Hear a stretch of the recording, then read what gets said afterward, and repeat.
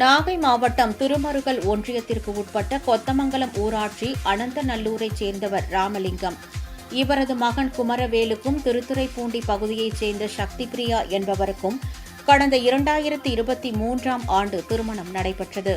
இந்நிலையில் குமரவேல் குடும்பத்தாருக்கும் சக்தி பிரியாவிற்கும் இடையே ஏற்பட்ட கருத்து வேறுபாடு காரணமாக திருத்துறைப்பூண்டியில் உள்ள தனது தாய் வீட்டில் வசித்து வந்த சக்தி பிரியா பின்னர் சமாதானமாகி கணவருடன் சேர்ந்து வாழ்ந்துள்ளார். இந்நிலையில் சக்தி பிரியா 7 மாத கர்ப்பிணியாக இருந்த நிலையில் அவருக்கு கடந்த ஜனவரி மாதம் 28ஆம் தேதி வளைகாப்பு நடைபெற்றது. இந்நிலையில் கணவருடன் மீண்டும் தகராறு ஏற்பட்டதால் மனமுடைந்த சக்தி பிரியா வீட்டில் தூக்கு போட்டு தற்கொலை செய்து கொண்டார்.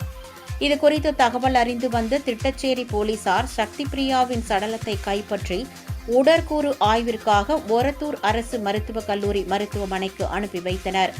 மேலும் இதுகுறித்து வழக்கு பதிவு செய்து வருவாய் கோட்டாட்சியர் விசாரணைக்கு அனுப்பி வைத்தனர். இதனிடையே சக்தி பிரியாவின் மரணத்தில் மர்மம் இருப்பதாக கூறி அவரது உறவினர்கள் புகார் அளித்துள்ளனர். இச்சம்பவம் அப்பகுதியில் பரபரப்பை ஏற்படுத்தியுள்ளது.